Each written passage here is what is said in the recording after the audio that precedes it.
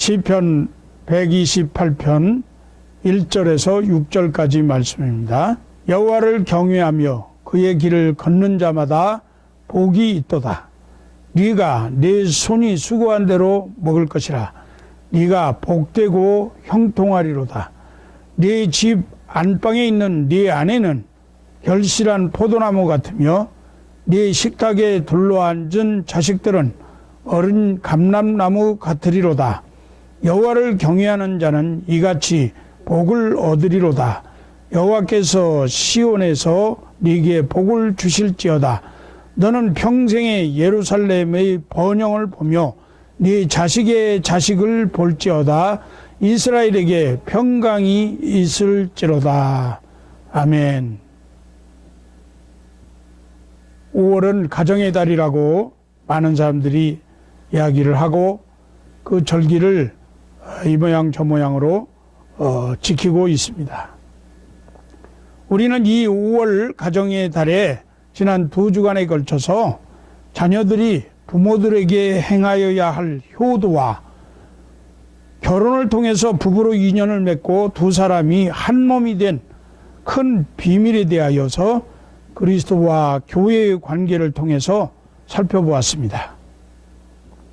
오늘은 본문 시편 128편 1절로 6절 말씀을 중심으로 해서 가정을 주제로 행복한 인생에 대해서 깨닫는 귀한 시간이 되기를 원합니다.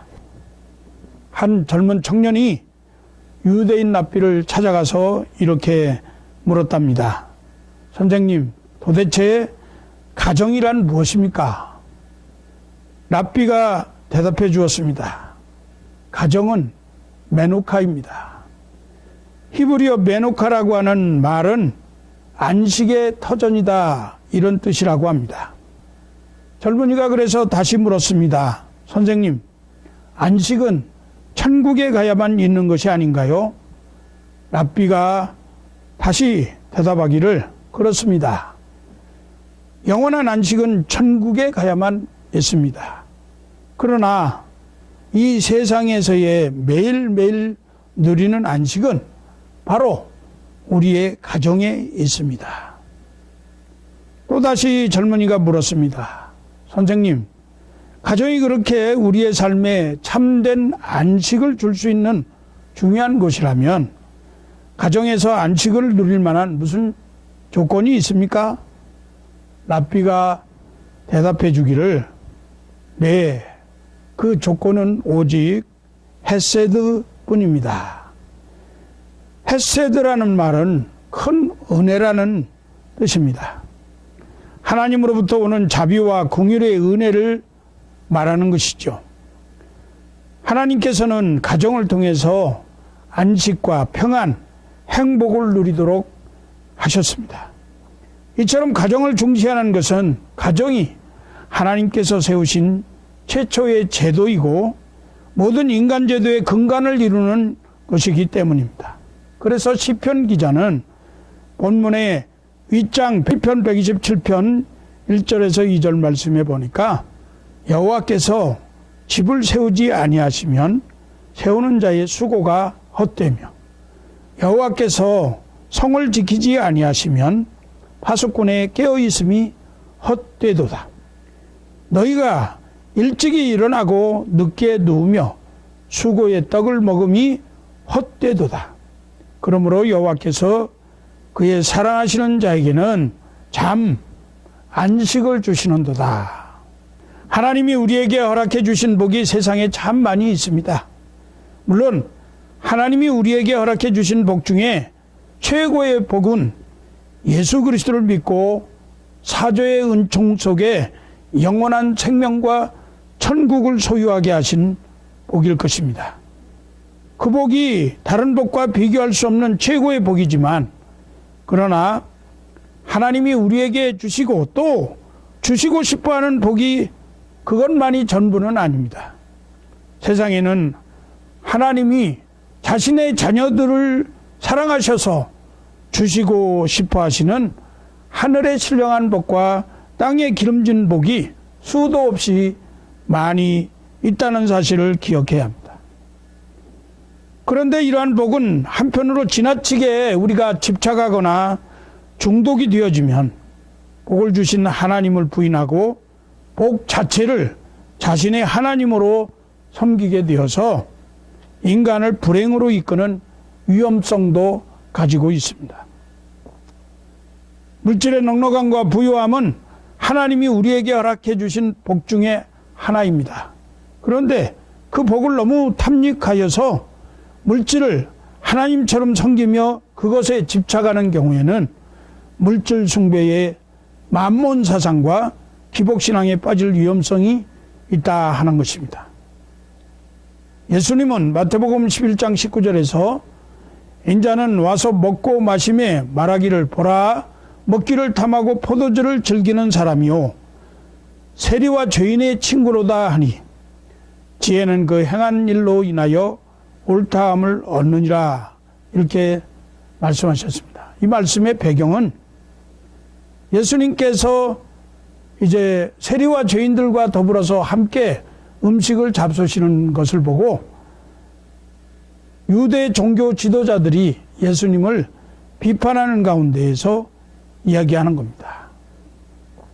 이 말씀 속에서 우리는 예수님의 모습을 발견할 수 있는데요. 그것은 주어진 삶을 즐기면서 죄인과 세리와도 허물없이 지내셨던 예수님의 자유로우신 모습을 볼 수 있습니다. 우리들의 일상의 삶에서 체험하게 되는 즐거움이나 또 재미있는 일을 무조건 다 타락하고 또 쾌락에 대한 타협으로 이렇게 매도하는 것은 위험한 일일 것입니다. 그래서 많은 사람들이 휴일에 쉬기 위해서 가까운 곳으로 물놀이를 간다든지 또 산에 등산을 간다든지 또 골프를 하러 간다든지 이런 일들을 하는 것도 때로는 필요하다 하는 것이죠. 하나님은 세상의 물질과 쾌락에 빠져서 하나님을 잊어버리고 사는 쾌락주의자, 물질주의자, 기복주의자들도 안타까워하시지만 반대로 너무너무 경건한 나머지 경건의 이름으로 지나치게 자신을 학대하면서 하나님이 허락해 주신 즐거움과 여유와 기쁨과 넉넉함을 다 부인하고 살아가는 금욕주의자들에 대해서도 안타까워하신다고 저는 생각합니다. 우리가 너무 세상적인 삶에 치심하는 것을 늘 조심해야 하겠지만 하나님이 주시는 복된 것들을 감사함으로 누리고 즐기는 여유도 우리가 훈련하고 연습해야 할 삶의 한 부분이다. 이렇게 생각되어집니다. 하나님이 우리에게 주신 신령한 하늘의 복과 땅의 기름진 복들 중에 하나가 바로 가정의 복이라고 생각합니다. 가정이 무엇입니까? 가정은 하나님의 언약이 성취되는 복의 통로입니다. 가정은 축복의 요람이에요.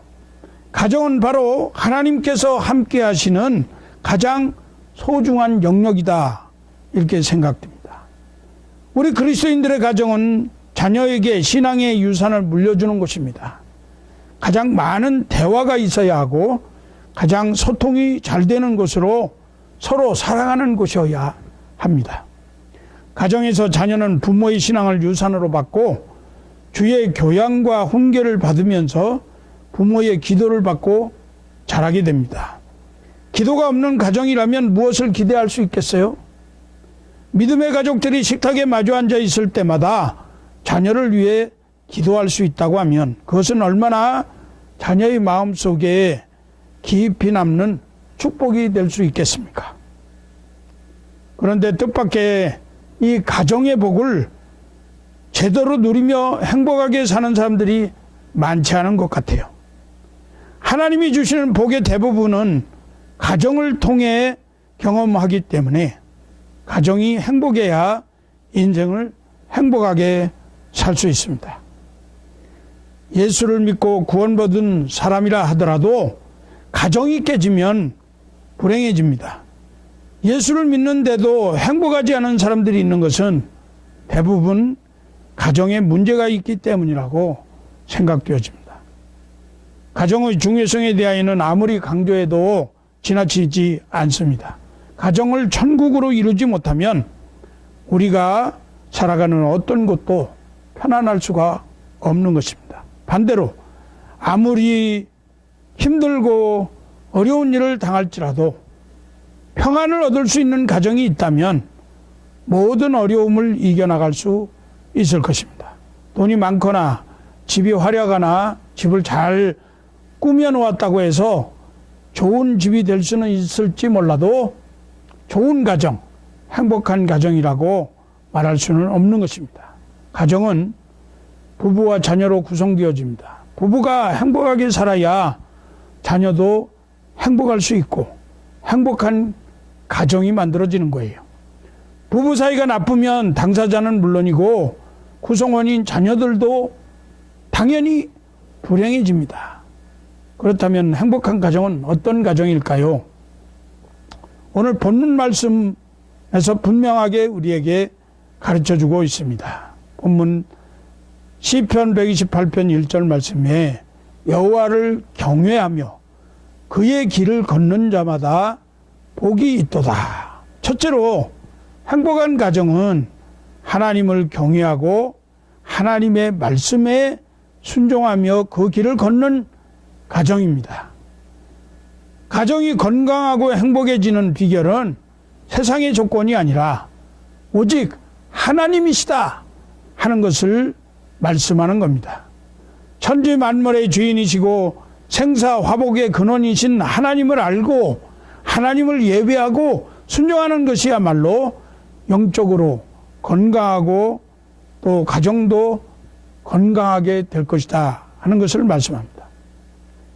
잠언 9장 10절 말씀에 여호와를 경외하는 것이 지혜의 근본이요 거룩하신 자를 아는 것이 명철이니라 그랬습니다. 경외는 공손히 섬기면서 두려워하는 것을 말합니다. 두려움이라는 것이 겁에 질려있는 공포가 아니라 지극히 존경하는 마음에서 우러나오는 경건한 태도를 말하는 것입니다. 성경의 많은 부분에서 하나님을 경외하라는 말씀이 나오는데 하나님을 경외하고 순종하는 것은 행복의 첫 관문을 통과하는 것과 같은 것입니다. 둘째는 행복한 가정은 사회 책임을 최선을 다해서 열심히 일하는 가정입니다. 오늘 2절 말씀에 네가 네 손이 수고한 대로 먹을 것이라 네가 복되고 형통하리로다 말씀했는데요. 노동이라고 하는 것 신성한 것이죠. 하나님께서 인간에게 주신 선물이며 복입니다. 일하는 것으로 열매를 거두게 하시고 기쁨과 즐거움을 주시면서 보람과 행복을 느끼게 하십니다. 온 가족이 자기에게 주어진 역할의 몫을 기꺼이 감당하고 수고할 때에 그 가정은 기쁨이 있고 삶의 가치와 의미가 풍성해지는 행복이 있는 것입니다. 이 말씀은 가정이 경영하는 사업의 형통과 경제적인 안정이라고도 해석할 수 있습니다. 물론 행복한 가정이 된다는 것이 꼭 사업의 형통과 경제적인 안정이어야 한다는 것은 다분히 세상적인 안목이지 성경적인 안목은 아닙니다. 잠언 17장 1절 말씀에 마른 떡 한 조각만 있고도 화목한 것이 제육이 집에 가져가고도 다투는 것보다 나으니라 말씀했는데 바로 꼭 사업이 형통하고 경제적으로 부유하고 안정돼야만 행복하다 하는 것을 말씀하는 것이 아니죠. 마른 떡 한 조각을 가지고 서로 화목하는 것이 낫다는 것이죠. 많은 재산이 있어도 다투는 것은 불행하다는 것이죠. 그럼에도 불구하고 하나님은 복되고 행복한 가정을 위해서 사업의 형통과 경제적인 안정을 무시하지 않으셨습니다. 그리고 그것을 우리에게 약속해 주셨습니다. 살다 보면 예수를 잘 믿고 말씀대로 살려고 하는데도 하는 일에 어려움이 있고 경제적으로 힘든 때가 있습니다. 그와 같은 어려움을 겪고 있는 여러분의 자녀들에게 하나님을 경외하고 그 말씀대로 살려고 애쓰면 반드시 형통하고 안정된 삶을 사는 날을 약속해 주시겠다고 말씀하십니다. 하나님이 약속해 주신 것이니 하는 일의 형통함과 경제적인 안정을 받아 감사함으로 누리고 사는 저와 여러분이 되었으면 좋겠습니다. 열심히 노력하지 않고 한땅주의를 통해서 일확천금을 노리고 인생 역전을 노리는 사람의 가정은 결코 행복한 가정이 될 수 없다는 것을 여러 통계 자료를 통해서 우리가 배울 수 있죠. 세 번째는 부부간에 좋은 관계가 있는 가정이 행복한 가정입니다. 오늘 본문 3절 상반절에 네 집 안방에 있는 네 아내는 결실한 포도나무 같으며, 부부가 부부의 연을 맺고 평생 함께 사랑하며 사는 것처럼 중요한 것은 없습니다. 포도농사를 짓는 농부에게 가장 행복한 것이 있다면 가을에 결실한 포도나무를 보는 것일 것입니다. 평생을 살면서 부부 사이가 서로 결실한 포도나무 보는 것 같다면 세상에 그 이상의 행복은 없을 것입니다. 아내를 결실한 포도나무로 표현한 것은 하나님의 풍성한 축복의 결실, 그 가정의 번영과 화목을 상징하는 것입니다. 하나님을 경외하고 말씀에 순종하는 부부는 아름다운 부부관계를 가지게 됩니다. 지난주에 제가 말씀을 드린 것처럼 사도 바울은 에베소서 5장 22절에서 33절 말씀 가운데에서 부부관계에서 남편은 아내를 사랑하되 예수 그리스도께서 교회를 위하여 자기 자신을 주신같이 헌신적으로 사랑하라고 가르치셨습니다. 또 아내는 예수 그리스도께서 교회를 위해서 순종한 것 같이 남편에게 순종하는 헌신적인 모습을 말씀하셨습니다. 오늘날 가정이 불행해지는 것은 부부의 관계가 사랑과 이해, 순종과 희생적인 관계가 되지 못하고 이기적인 관계로 자기 중심적인 행동으로 가기 때문에 그렇습니다. 부부가 서로를 바라볼 때 감사한 마음이 있고 서로 아끼며 잘해주고 싶고 마음에서 우러나는 사랑이 있다고 한다면 거기에서 행복은 시작되는 것이지만 미움과 원망과 보기 싫은 마음이 들게 되면 제일 가까운 곳에서부터 불행이 시작되는 것입니다. 넷째로 부모와 자녀 간의 관계가 좋은 가정이 행복한 가정입니다. 오늘 3절 하반절 말씀에 네 식탁에 둘러앉은 자식들은 어린 감람나무 같으리로다. 여기에서 감람나무는 신선함과 활력, 건강하고 유쾌한 삶의 상징으로 이해되기도 합니다.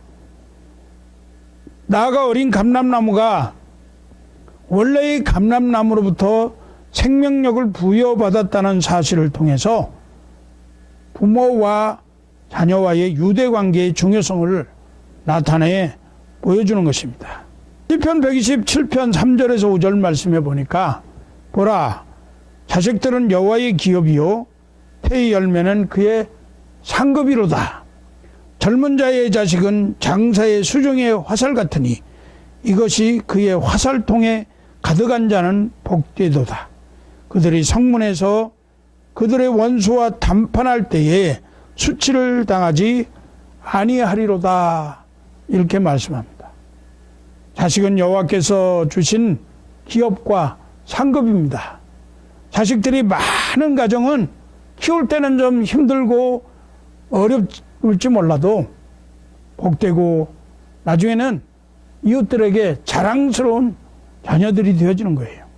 그래서 화살통에 화살이 많은 것처럼 가정에 자녀들이 많으면 다복하다 하는 거죠. 자녀들이 하나님을 경외하며 부모님들과 좋은 관계를 맺으면서 주의 교훈과 훈계로 말씀으로 양육을 받아서 순종하며 살아가는 모습은 행복한 가정의 아름다운 모습이라 이렇게 말씀드릴 수 있습니다. 오늘 본문은 이러한 가정의 아름다운 모습을 상에 둘린 자식은 어린 감람나무 같으리로다 하는 말씀으로 표현하고 있는 것입니다. 우리가 아까 찬송을 했지만 한 상에 둘러앉아 먹고 마셔. 부모님들과 자녀들이 실제로 그렇게 함께 한 상에 둘러 앉아 있는 것 너무나 아름다운 모습이라는 거죠. 그런데 실제로 보면 많은 자녀들이 부모와 함께 상에 둘러 앉아 있는 것을 좋아하지 않습니다. 부모가 늙어가면서도 자녀들과 좋은 친구처럼 지내는 사람과 가정이 뜻밖에도 그다지 많지 않다는 겁니다. 왜 그럴까요? 크게 두 가지 이유가 있는 것 같습니다. 하나는 아이들이 어렸을 때부터 부모님들이 아이들에게 시간을 투자하지 않았기 때문입니다. 아이들은 보통 어렸을 때 부모님을 좋아해요.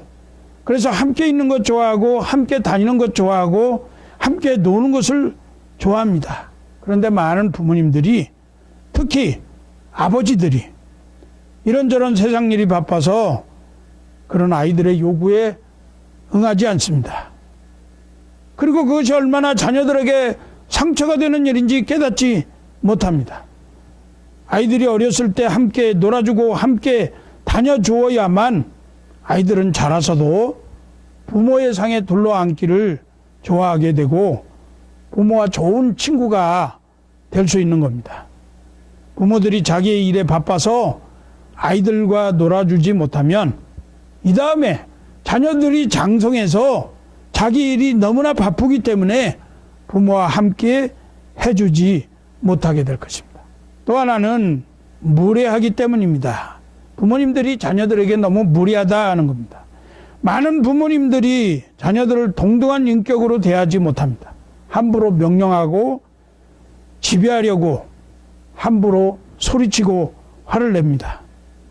고린도전서 13장 말씀에 보면 사랑은 무례히 행치 않는 것이라고 하였습니다. 하나님은 우리를 사랑하시기 때문에 우리가 피조물임에도 불구하고 우리가 죄인임에도 불구하고 함부로 우리를 대하지 않으십니다. 언제나 자녀들로 존중하고 예의가 있게 하나님이 우리에게 다가오십니다. 저는 우리 부모님들이 이 하나님의 사랑과 예의를 배워서 자기의 자녀들에게 적용해야 한다고 생각합니다. 마지막으로 하나님의 통치권 아래에 있는 가정이 가장 행복한 가정입니다. 오늘 본문 마지막에 128편 5절에서 6절 말씀에 보니까 여호와께서 시온에서 네게 복을 주실지어다. 너는 평생에 예루살렘의 복을 보며 네 자식의 자식을 볼지어다. 이스라엘에게 평강이 있을지로다. 성도의 가정의 행복은 바로 하나님의 통치권 아래서 온전히 주어지게 된다는 사실입니다. 바른 예배와 말씀 중심의 삶, 또 진심으로 하나님을 찾는 교회 중심의 삶은 곧 참된 평강의 복을 누리고 살게 되는 첩경이 될 것입니다. 그리스도인들이 하나님의 통치권 아래서 아름다운 부부 생활을 통해서 행복한 가정을 꾸려갈 때 자녀들로 하여금 가정을 이루기 위한 자신들의 결혼을 적극적으로 생각하게 합니다.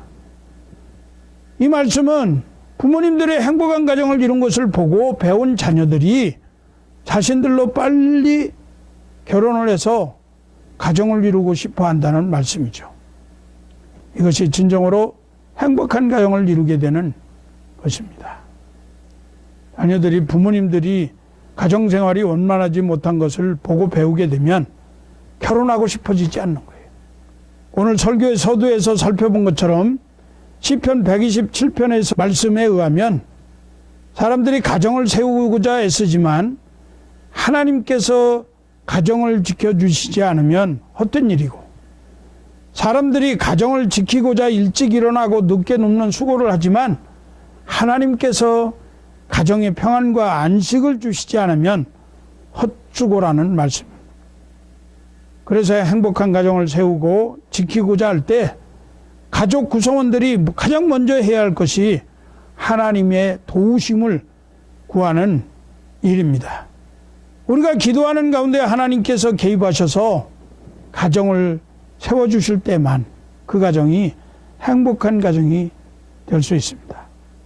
따라서 행복한 가정을 이루기 위해서는 가정을 세워주신 전능하신 하나님께 우리의 가정을 지켜주시도록, 우리의 가정을 도와주시도록, 우리의 가정이 난관을 잘 극복해 나갈 수 있는 지혜를 얻을 수 있도록 날마다 간절히 기도해야 할 것입니다. 다음으로 행복한 가정을 세우고 지키고자 할 때는 부모와 자식 간에 서로 대화와 소통이 긴밀하게 이루어져야 합니다. 에베소서 6장 1절에서 4절 말씀해 보니까 자녀들아 주 안에서 너희 부모에게 순종하라. 이것이 옳으니라. 네 아버지와 어머니를 공경하라. 이것은 약속이 있는 첫 계명이니 이로써 네가 잘되고 땅에서 장수하리라. 또 아비들아 너희 자녀를 노엽게 하지 말고 오직 주의 교훈과 훈계로 양육하라. 이렇게 말씀하는 권면을 보면 여기서 강조하는 것은 부모와 자녀 간의 대화와 소통이라고 하는 것이에요. 자녀들이 부모님과 대화를 통해서 그 뜻을 깨닫고 순종하라는 말씀이고, 아버지는 자녀들과 대화를 통해서 저들을 이해하고 화나게 하지 않으면서 하나님의 말씀으로 양육하라. 그런 말씀. 그렇습니다. 행복한 가정의 뼈대는 바로 가족 간의 대화가 있어야 합니다. 대화하면서 서로 이해하고 하나를 이루어갈 때 행복한 가정이 이루어집니다. 1년 12달 가도록 부부 간에 또 부모와 자식 간에 문제가 있어도 서로 이야기하지 않고 혼자 가슴에 끌고 그렇게 하면은 그건 행복한 가정이라고 할 수가 없죠. 그런데 우리가 살고 있는 현대라는 이 시대가 가정 내의 대화를 가로막는 장애물들이 너무나 많아요. 우리 가족들 저마다 너무너무 바쁩니다. 대화할 시간이 별로 없습니다. 다음으로 세대 차이도 너무나도 대화하기 불편해요. 거기다가 인터넷, 스마트폰, 텔레비전 이런 각종 미디어의 발달로 인해서 서로 대화할 수 있는 공간도 없습니다. 그래도 가정 안에서 대화하려고 노력해야 합니다. 억지로라도 대화하려고 노력해야 합니다. 대화하지 않으면 가정이 무너진다는 생각으로 대화하려고 노력해야 합니다. 적극적으로, 의도적으로 계획을 세워놓고 대화하려고 노력해야 합니다. 또한 가족이 모두 다 함께 해야 합니다. 함께. 시편 133편 1절에 보니까 보라 형제가 연합하여 동거함이 어찌 그리 선하고 아름다운고. 여기서 연합하여 동거한다는 말을 주목해 볼 필요가 있어요. 연합한다는 말은 함께한다는 뜻입니다. 그리고 동거한다는 말은 거주한다, 산다라는 뜻입니다. 그러니까 연합하여 동거한다는 말은 함께 기거하고 함께 인생길을 걷는다는 말씀입니다. 가족들이 함께 더불어 사는 모습이 하나님 보시기에 아름답고 사람들 보기에도 참 아름답다 하는 것입니다. 그렇습니다. 행복한 가정은 가족들이 함께 기거하고 함께 인생길을 걸으면서 완성되는 것입니다. 이제 말씀을 맺습니다. 하나님은 우리에게 복 주시기를 좋아하십니다. 우리가 그 복을 받아 누리며 사는 것을 좋아하십니다. 하나님은 우리가 하나님의 일에 충성하는 것을 기뻐하십니다. 우리는 영적인 것만 가치 있고 세상적인 것은 다 무가치하거나 심지어는 악한 것이라고 생각하는 경우도 많이 있습니다. 그리고 그와 같은 세상적인 것에 연연하고 그것을 누리고 즐기는 것을 타락한 것으로 오해하는 경우가 많이 있습니다. 그러나 하나님은 우리가 하나님이 주시는 복을 누리며 이 땅에서 행복하게 그것을 즐기며 사는 것도 기뻐하십니다. 하나님을 경외하지 않고 그 도에 행하지 않으면 세상적인 복이 위험할 수 있습니다. 그러나 하나님을 경외하며 그 도에 행하는 자가 되면 세상적인 복은 위험하지 않습니다. 아내를 사랑하고 자식을 사랑해도 그것이 지나쳐서 하나님을 잊어버리거나 하지 않습니다. 가정적으로 남편과 아내와 자식을 사랑하면 그 사랑을 통하여서 하나님의 사랑을 더 구체적으로 깨닫고 더욱더 하나님을 사랑하는 사람이 될 수 있기 때문입니다. 형통에도 교만하지 아니합니다.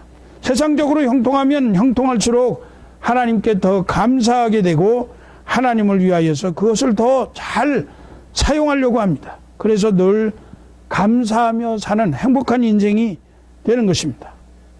오늘날 바쁜 삶을 살다 보니까 한 상에서 같이 음식을 먹을 수 있는 기회가 많지 못하지만 할 수 있다면 같이 식탁의 교제가 많이 있는 가정이 보다 더 행복하리라고 저는 믿습니다. 하나님께서는 이와 같은 가정을 복주시고 번영과 평강이 있게 하셨습니다. 건강하고 행복한 가정은 문제가 없는 가정이 아니라 문제가 있어도 그 문제를 잘 극복하고 믿음으로 이겨나가는 가정입니다. 하나님과의 관계에서도 부부간의 관계에서도 일하는 현장에서도 자녀와의 관계에서도 막힘이 없고 소통이 잘 되는 그러한 행복한 인생 그리고 행복한 가정이 되기를 소원합니다. 오늘 하나님의 전에 나와서 예배드리는 우리 그레이스 라이프 한인교회 성도님들 그리고 저의 이 설교를 들으시는 세상의 모든 분들이 다 가정을 허락하신 하나님께 영광을 돌려드리며 오직 주 예수 그리스도를 가정에 모시고 성령의 은혜 속에 가정의 복을 누리면서 행복하게 사는 인생이 되시기를 주의 이름으로 축복합니다. 이것이 우리를 향하신 하나님의 뜻이라고 저는 믿습니다.